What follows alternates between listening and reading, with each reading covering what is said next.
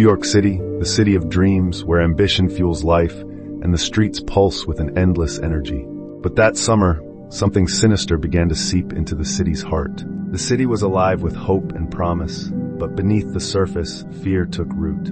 A faceless predator stalked the streets, choosing his victims without reason, killing without remorse. His presence was not just felt, it was feared. The predator didn't just kill, he terrorized. He left behind no clear motives, no connections between his victims. What he did leave, however, were his words. His bullets claimed lives, but his words pierced the soul of a city. Random shootings turned into a pattern of chaos. A city that never slept suddenly found itself too afraid to move, to breathe, to live. He hunted without mercy, leaving a trail of fear and devastation in his wake. Every corner of the city became a potential battleground, every passerby a possible victim. 1976 wasn't just a summer of fear.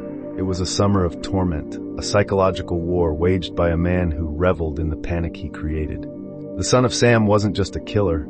He was a symbol of everything the city feared but couldn't face. But what drove this seemingly ordinary man to become one of history's most notorious killers? And how did his words, just as deadly as his bullets, turn him into a legend of fear?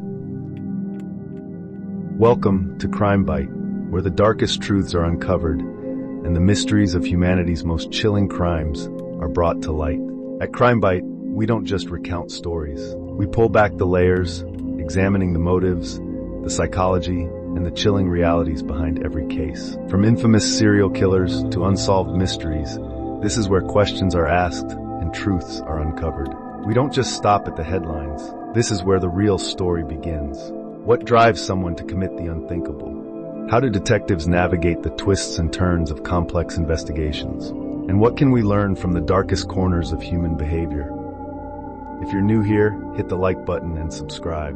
With every story, every mystery, and every revelation, we take you closer to the edge of fear and fascination. At CrimeByte, we don't just tell the stories, you experience them. This is a channel for those who seek to understand, to uncover what lies beneath the surface. The stories we tell aren't just about crime. They're about the human condition, the choices that define us, and the darkness that hides in plain sight. The truth is out there. The question is, are you ready to face it? New York City, a metropolis of dreams where ambition fuels life and the streets never rest. In 1976, the city was alive, a symphony of culture, movement, and hope. But as the summer heat climbed, a shadow began to fall over its neighborhoods. A shadow that would bring terror to millions. It began on July 29, 1976, a quiet Bronx neighborhood, just another warm summer night. Donna Loria and Jody Valenti, two young women full of life and promise, were sitting in a parked car outside Donna's home. They laughed, talked, and enjoyed the stillness of the evening, unaware of the shadow that had begun to creep toward them. The sound of gunfire pierced the air, leaving a haunting echo that would linger long after. Donna Loria, just 18, was struck and killed instantly. Her friend Jody survived, but the memory of that night would leave scars far deeper than her physical wounds. The attack was senseless, random. Donna and Jody had no known enemies, no reason to be targeted. Investigators searched for answers, but found only questions. Who would do such a thing? Why? And was this just the beginning? For weeks, the city held its breath, hoping the shooting was an isolated act of violence. But on October 23, 1976, the shadow struck again. Carl was shot in the head, the bullet shattering his skull. Miraculously, he survived. Rosemary escaped unharmed, but forever haunted by the memory of that night. The attacks continued, November 26, November 30th, January 30th. Each time, the killer struck without warning, targeting young couples in parked cars. The randomness of the shootings left detectives baffled, and the city gripped with fear. As the body count rose, so did the panic. Streets that were once vibrant and alive grew eerily quiet after dark. Couples stopped parking in secluded areas, families locked their doors, and neighbors looked at one another with suspicion. But the killer wasn't just a phantom lurking in the shadows. He had a voice that would soon strike fear into the hearts of millions. The letters addressed to police and the press revealed a mind consumed by darkness. He didn't just kill, he wanted to be known. He thrived on chaos, feeding off the fear that spread with every word he wrote. The summer of 1976 was no longer just a season. It was a psychological battleground. A faceless predator had turned the city into his playground, and his game was far from over. Who was this man who turned the vibrant streets of New York into a stage for terror? And what was the driving force behind his deadly game? Born Richard David Falco on June 1, 1953, in Brooklyn, New York, David's life began with abandonment. His birth mother, Betty Broder, was a struggling single parent who made the difficult decision to give him up for adoption. She hoped her child would have a better future, a chance at the life she couldn't provide. Nathan and Pearl Berkowitz gave him a new name, David Richard Berkowitz, and a new home. To their neighbors and friends, they were a loving, stable family. But behind closed doors, life wasn't as idyllic as it seemed. David was a quiet child, shy and withdrawn. Teachers described him as intelligent but troubled, prone to sudden outbursts of anger. He struggled to connect with his peers, often isolating himself. He was haunted by feelings of rejection and abandonment, emotions that only deepened as he grew older. While his adoptive parents tried their best to provide a stable home, David often felt like he didn't belong. At the age of 14, David's world was shattered. Pearl, the woman he called Mom, died of cancer. Her death left a void that no one could fill. Nathan, his adoptive father, remarried shortly after, further straining their already fragile relationship. Left alone to grapple with his grief, David began to spiral. He became increasingly withdrawn, turning inward as anger and resentment brewed beneath the surface. The boy who once played quietly in the corner of the classroom began to imagine a darker world, one where he could take control. At 18, David enlisted in the U.S. Army, a move that seemed to promise discipline and structure. For a time, he thrived, earning the respect of his fellow soldiers. But even in the regimented life of the military, the storm inside him continued to grow. After 3 years of service, David returned to New York, but the city he came back to was not the same one he had left. Neither was he.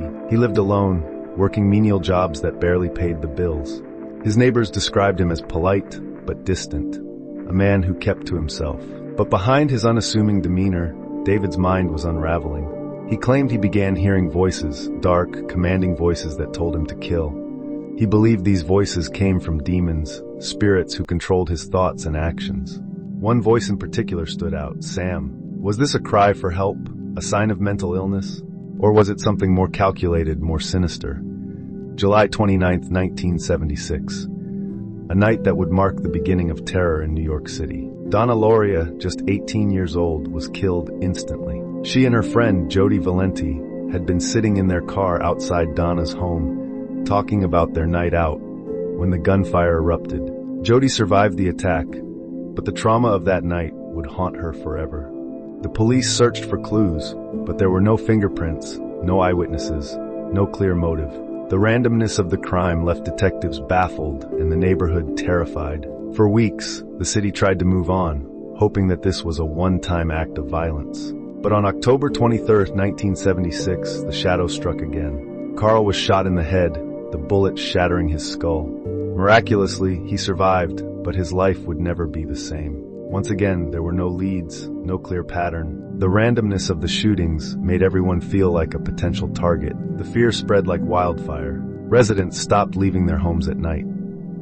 Couples avoided parking in secluded areas. The once bustling streets of New York grew eerily quiet as a sense of paranoia gripped the city. Virginia, a 19-year-old college student, was killed instantly. Her shattered glasses were found at the scene, a chilling reminder of how fragile life could be. Each attack seemed more brazen, more calculated. The killer had no apparent connection to his victims, no discernible motive. But one thing was clear, he wasn't going to stop. By January 30th, 1977, the killer had struck multiple times, leaving 6 dead and 7 wounded. The media dubbed him the .44 caliber killer, a name that would soon become synonymous with fear. But the killer wasn't satisfied with just taking lives. He wanted to be known, and soon he would make sure the entire city knew his name. The letter, addressed to the police and press, was filled with chilling declarations and bizarre references. It was the first glimpse into the mind of a predator who thrived on fear. The killings weren't just acts of violence, they were messages, declarations of power and control. The son of Sam had turned the city into his hunting ground, and no one knew where he would strike next. Who was this man who moved unseen through the shadows? What drove him to commit such senseless acts of violence? And how would the city survive his reign of terror? The killer wasn't content with just taking lives. He wanted more: attention, recognition, and he found his weapon not in the revolver he carried, but in the letters he wrote. Chilling messages that would bring New York City to its knees. To the police, I am deeply hurt by your calling me a woman hater. I'm not, but I am a monster. I am the son of Sam. The letter arrived on April 17, 1977, after the killing of Alexander Esau and Valentina Suriani in the Bronx. Addressed directly to the police, it was the first time the killer had named himself. The city now had a name to attach to its terror: Son of Sam. But the letter wasn't just a taunt. It was a glimpse into the mind of a predator who thrived on chaos. Its tone was both mocking and desperate, filled with bizarre references to demons, bloodlust, and a figure he called Sam. Who was Sam? Was it a person? A delusion? Or was it simply a way for the killer to justify his actions? The letters were riddles, fragments of a disturbed psyche that seemed to revel in the fear it created. They spoke of darkness, of voices that commanded him to kill, and of a desire to be recognized as something more than a man. Hello from the gutters of NYC, which are filled with dog manure, vomit, stale wine, urine, and blood. Hello from the sewers of the city, which swallow up these delicacies when they are washed away by the sweeper trucks. The letter wasn't just a message, it was a performance. The son of Sam knew the power of his words, and he used them to manipulate the media, the police, and the public. With every letter, the killer tightened his grip on the city. He wasn't just a murderer, he was a master manipulator, controlling the narrative and feeding off the panic he created. The letters revealed a man consumed by darkness. But were they the ramblings of a madman, or the calculated moves of a predator who knew exactly what he was doing? One expert states, these letters weren't written in haste. They were deliberate, designed to provoke fear and confusion. This was someone who wanted to be seen, to be acknowledged, even as he remained in the shadows. But as the letters grew more frequent, so did the questions. Who was the son of Sam? Was he truly driven by demons, or was this a carefully crafted facade? Was he mad, or was there method in his madness? The son of Sam didn't just terrorize the streets. He challenged the very fabric of law enforcement. For detectives, this wasn't just a case. It was a battle against a ghost, a predator who seemed to strike at will and vanish without a trace. The investigation began with the first attack in July 1976. Detectives scoured the scene for evidence, shell casings, fingerprints, anything that might lead them to the killer. But the son of Sam was meticulous. He left no usable prints, no witnesses who could describe his face. With no pattern to his attacks and no clues to his identity, the case quickly grew cold. But when the killings continued spreading across boroughs, it became clear this wasn't a random spree. This was a calculated campaign of terror. The NYPD assembled a task force of over 300 officers, one of the largest in its history. Their goal was simple yet daunting: to find the man who called himself the son of Sam before he could kill again. The task force began piecing together what little they had. Witnesses from various crime scenes reported seeing a man fleeing the area, often described as young, stocky, with dark hair. But the descriptions were inconsistent, and the killer moved too quickly for anyone to get a clear look. The .44 caliber revolver was their only constant. Ballistics tests confirmed that the same weapon had been used in each attack. It was a chilling signature, a calling card that left no doubt. This was the work of one man. But the key wasn't enough. Leads came in by the hundreds. Sightings of suspicious men, anonymous tips, even letters from people claiming to be the killer. Detectives followed each lead meticulously, but none brought them closer to the son of Sam. The killer, meanwhile, continued his reign of terror. Each new attack sent shockwaves through the city, adding to the pressure on the task force. The media didn't help. Sensational headlines fueled public hysteria, and reporters hounded detectives for updates they didn't have. For every question the detectives asked, the killer seemed to have an answer, one that left them further from the truth. And then came the letters. The letters taunted the police, mocking their efforts and daring them to catch him. They were filled with bizarre references, cryptic language, and dark promises of more bloodshed. Each one added another layer to the mystery, another obstacle in the path to justice. Despite the taunts, the letters provided a crucial insight. The son of Sam craved attention. He wasn't just a killer, he was a performer, using fear as his stage.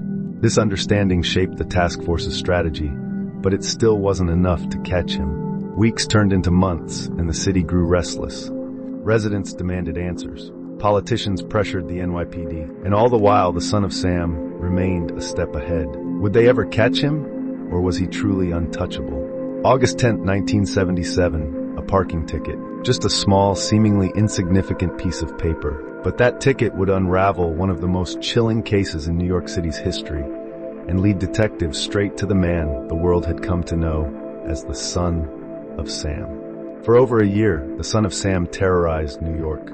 His killings were erratic, his letters disturbing. The task force, despite its relentless efforts, had been chasing shadows. But this small mistake, a parking violation, was the thread that would finally lead them to their prey. The address listed on the ticket led detectives to Yonkers.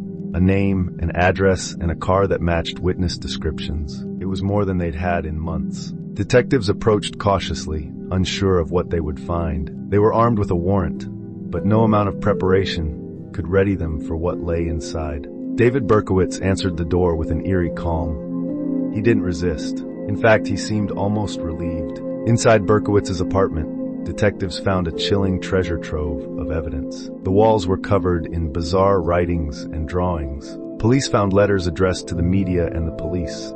Some finished, others incomplete. There was no longer any doubt. They had their man. The .44 caliber revolver was found hidden in Berkowitz's apartment. Ballistics tests would later confirm that it was the same weapon used in the murders. But even as the city breathed a sigh of relief, questions lingered. Was this the rambling of a madman? Or was Berkowitz playing a calculated game to avoid responsibility for his crimes?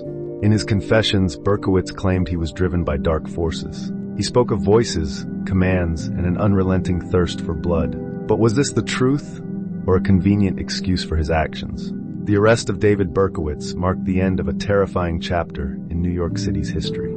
But it also opened a new one filled with questions about the nature of evil, the mind of a killer, and the forces that drive a man to commit such unimaginable acts. David Berkowitz wasn't just a murderer, he was an enigma. After his arrest, the world expected answers.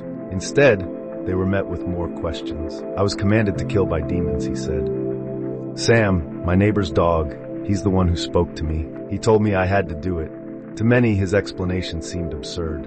A dog's? Yet Berkowitz insisted his actions weren't his own, claiming he was under the influence of dark forces. Berkowitz's claims of demonic possession are not uncommon among serial killers, the criminologist explains. It's a way to shift blame, to avoid accountability. But the question remains, did he truly believe it?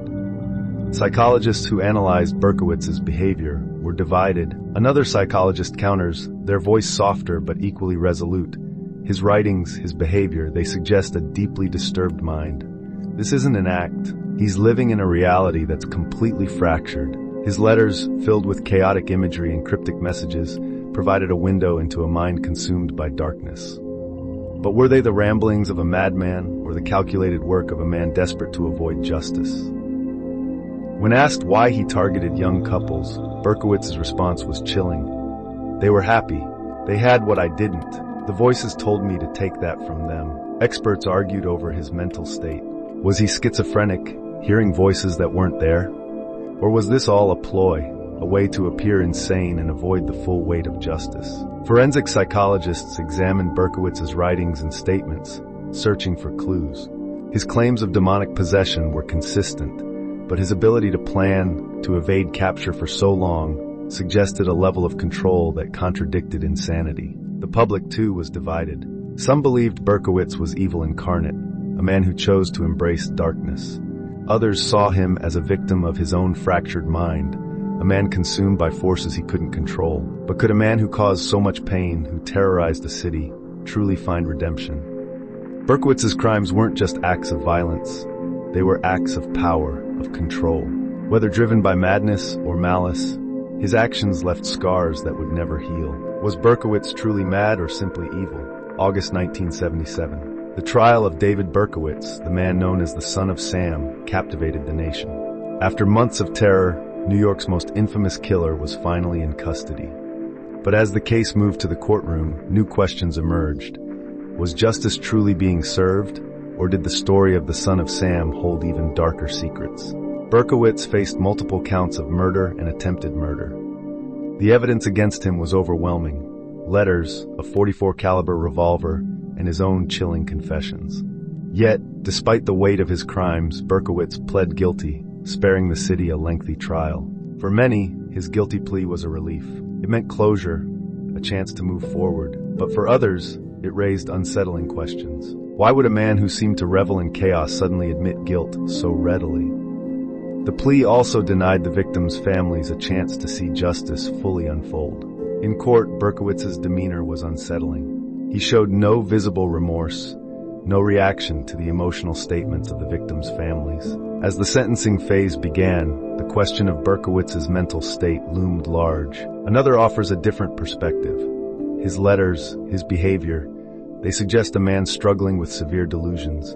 His claims of demonic possession may not absolve him of guilt, but they cannot be ignored. The court ultimately rejected the insanity defense.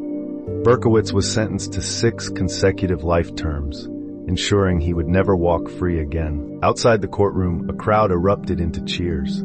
For a city that had been held hostage by fear, Berkowitz's sentencing felt like a long-awaited victory. Yet even as the gavel fell, doubts remained. Was Berkowitz's guilty plea a sign of remorse, or just another calculated move in a game he had been playing all along? His words offered little comfort to those he had harmed. For them, the wounds were too deep, the scars too fresh. New York had its closure, but could it ever truly recover? The Son of Sam wasn't just a killer.